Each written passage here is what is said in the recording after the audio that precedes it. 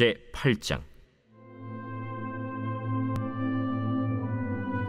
이스라엘 자손이 자기들의 성읍에 거주하였더니 일곱째 달에 이르러 모든 백성이 일제히 수문 앞 광장에 모여 학사 에스라에게 여호와께서 이스라엘에게 명령하신 모세의 율법책을 가져오기를 청하매, 일곱째 달 초하루에 제사장 에스라가 율법책을 가지고 회중 앞, 곧 남자나 여자나 알아들을 만한 모든 사람 앞에 이르러 수문 앞 광장에서 새벽부터 정오까지 남자나 여자나 알아들을 만한 모든 사람 앞에서 읽음에 뭇 백성이 그 율법책에 귀를 기울였는데, 그때 학사 에스라가 특별히 지은 나무 강단에 서고 그의 곁 오른쪽에 선자는 마띠디아와 스마와 아나야와 우리야와 힐기야와 마아세야요, 그의 왼쪽에 선자는 부다야와 미사엘과 말기야와 하숨과 하스바다나와 스가랴와 무술람이라.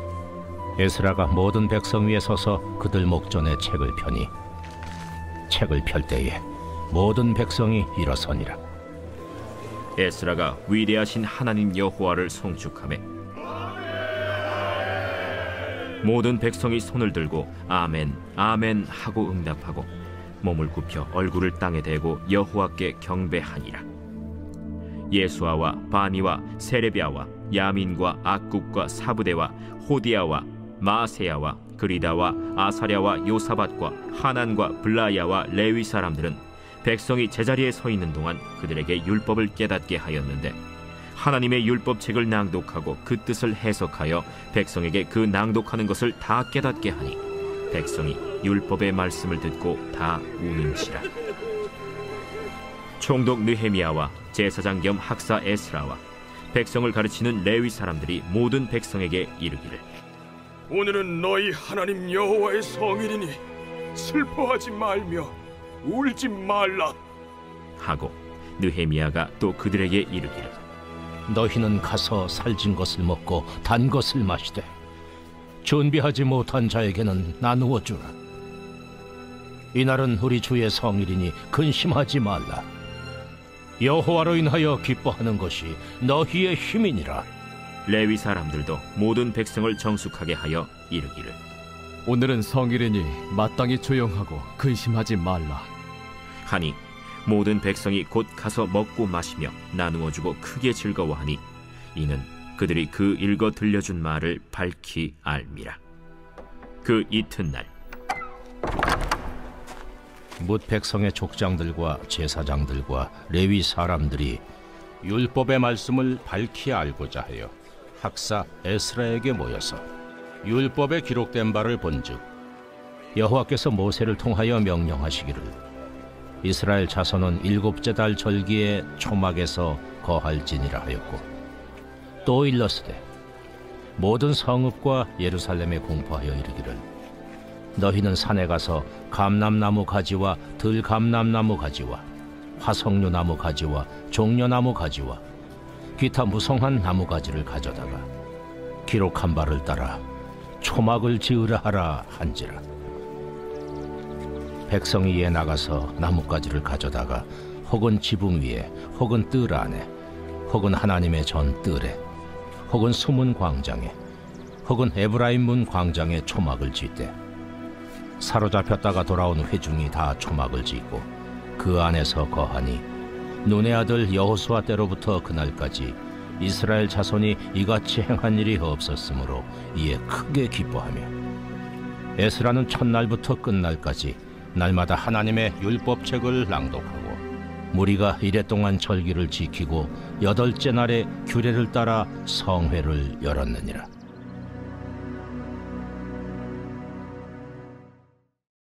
샬롬. 새벽을 깨우며 말씀 앞에 서시는 모든 성도님들을 마음 다해 축복합니다.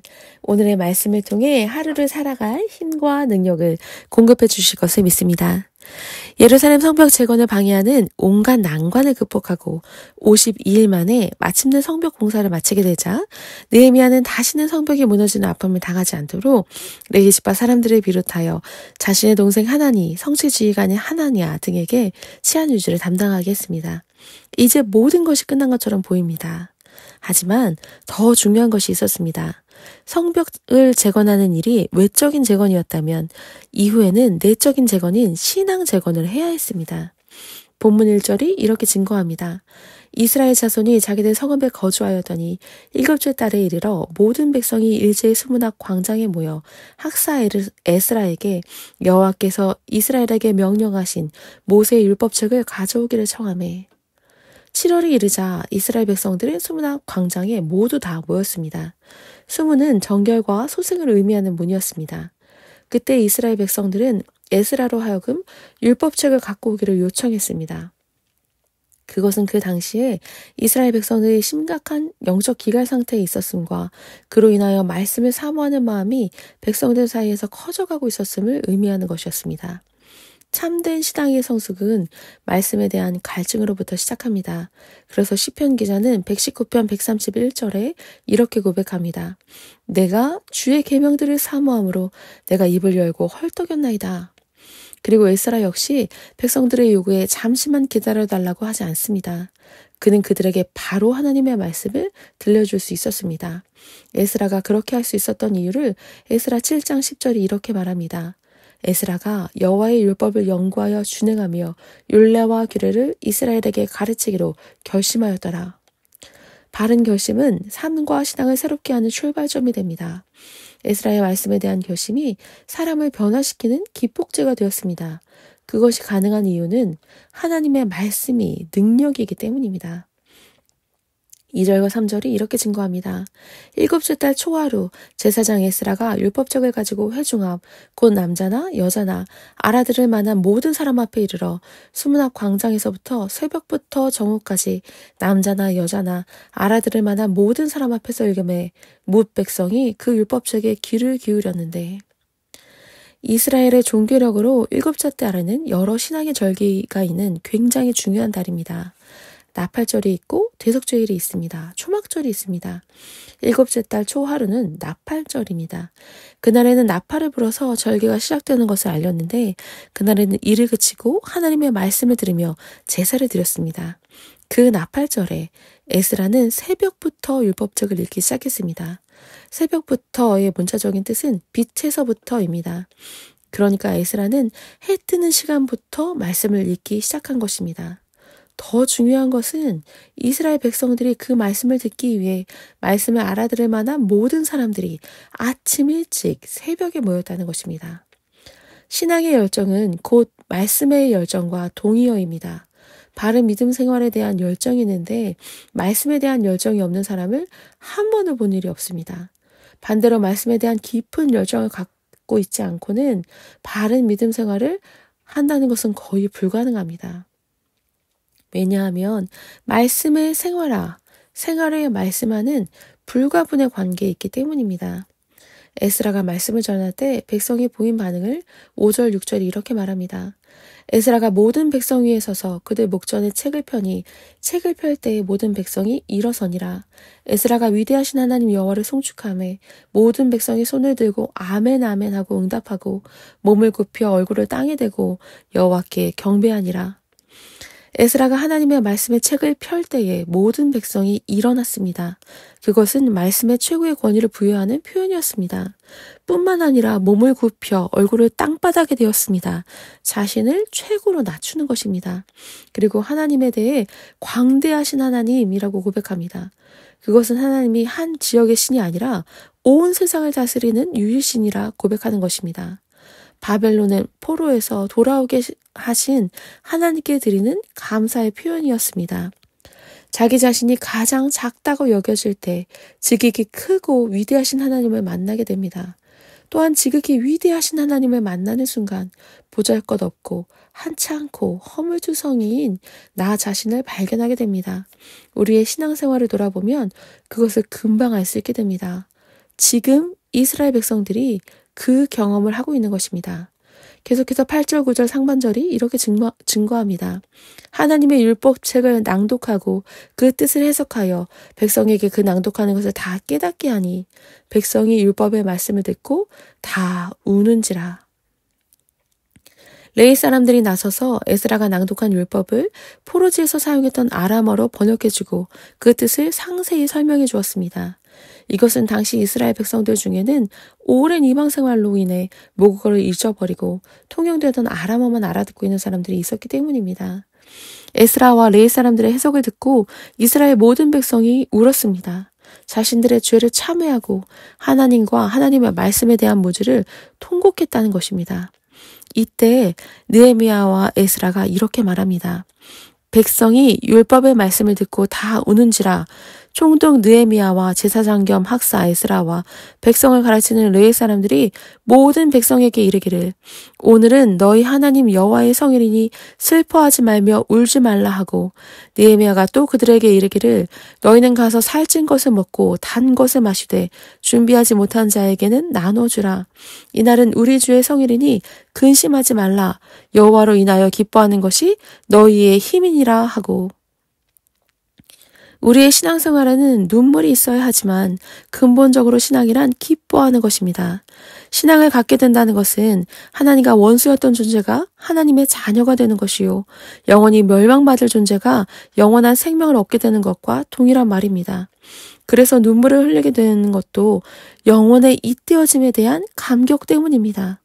그리고 느헤미야는 여호와를 기뻐하는 것이 우리의 힘이 된다라고 합니다. 신앙은 단순히 기뻐하는 것이 아니라 하나님을 기뻐하는 것입니다. 또한 주님께서 주신 것을 기뻐하기보다 하나님 그 자체를 기뻐하는 것입니다. 여기서 힘이라고 하는 것은 피난처, 방파제, 요새라는 의미입니다. 우리를 궁극적으로 보호해주실 수 있는 분은 하나님밖에 없습니다. 그래서 하나님을 기뻐하는 것이 우리의 힘이 됩니다. 그 다음 날에도 이스라엘 백성들은 하나님의 말씀을 듣다가 7월 절기에 초막에 거하라고 하는 부분에서 초막절을 지켜야 함을 깨닫게 되었습니다.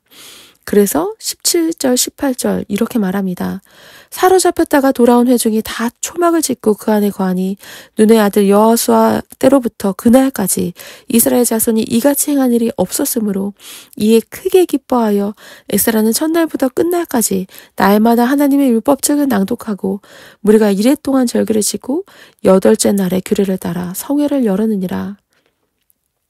여호수아 이래로 온 국민이 대대적으로 이렇게 초막절을 지키는 것은 약 1000여 년 만의 일입니다. 이스라엘 백성들이 말씀을 듣다가 그동안 지키지 못했던 초막절을 발견하는 것처럼 말씀을 깊이 묵상하는 사람만이 보이지 않는 하나님을 볼 수 있고 그 뜻에 순종할 수 있습니다. 이스라엘 백성들이 이렇게 그들의 신앙을 새롭게 할 수 있었던 것은 그동안 멀리 했던 하나님의 말씀을 들었기 때문입니다. AI 인공지능이 설교하는 세상에서 어떻게 하면 우리가 하나님의 다스림 속에 있음을 확인할 수 있겠습니까? 보이지 않는 하나님을 어떻게 하면 볼 수가 있고 어떻게 하면 그 말씀에 순종할 수 있겠습니까? 오직 하나님의 말씀을 온 마음 다해 수용하는 것, 그것밖에는 없습니다. 그렇게 하나님의 말씀 앞에 거하고 하나님의 말씀을 붙들고 하나님의 말씀 앞에 가까이 하는 우리 모두 될 줄 믿습니다. 기도하겠습니다. 사랑의 하나님 아버지, 열심히 신앙생활을 한다고 했지만 내가 좋아하는 것, 내가 재밌는 것으로만 가득 채운 것은 아니었는지 돌아보며 회개합니다. 하나님의 말씀을 가까이 하는 노력이 있었습니까?